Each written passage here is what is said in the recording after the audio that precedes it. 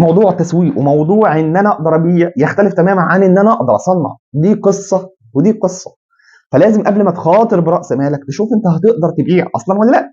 تشوف انت القصه اللي ليها علاقه بالماركتنج وبالسيلز وانك تبيع وانك تبني قاعده عملاء، انت هتعرف تعمل ده ولا لا.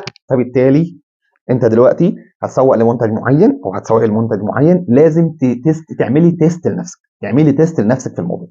فانا دلوقتي عايز اسوق لموديل معين في الملابس الحريمي الكادو مثلا، فهشوف مصنع او مكتب، هخش على قناه التليجرام وهعمل سيرش وهسال ناس، هشوف كذا هشوف كذا. المهم في الاخر انا وصلت المكان بيعمل الموديل ده بالمواصفات اللي انا عايزها، بالكفاءه، بالجوده، بالفينش، هتتوافق مع السياسه اللي انا حاططها في شغلي. هل هو شعبي ولا؟ كل التفاصيل دي انت بتشوفها في المكان اللي انت هتاخد الموديل او هتسوق للموديل ده من خلاله. خلاص لقيت المكان، ابدا اتكلم معاهم. انا دلوقتي انا بادئ في مجال الماركتنج، في مجال التسويق، وحابب وخلاص انا حاطط خطه للتسويق للموديل ده وعايز اتعامل معاكم واتعاقد معاكم. بتعرفي سياسه الشغل معاهم ايه؟ فبيقول لك والله ان انا القطعه دي ببيعها قطاعي مثلا ب 700 جنيه مثلا.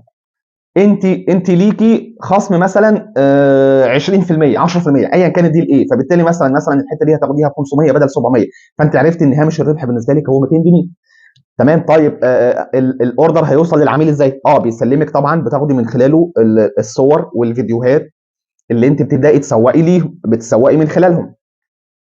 طيب بتتفقوا برضو على التوصيل للعملاء. هل انت مثلا بتاكدي اوردرات 5 اوردرات 10 اوردرات وبتبلغيه وهو بيبعت لك الاوردرات كلها وانت بتشحنيها من عندك، ولا انت بتاكدي الاوردرات وبتبعتي له بيانات كل عميل الاوردر كامل وهو بيشحن من عنده وبيحصل الفلوس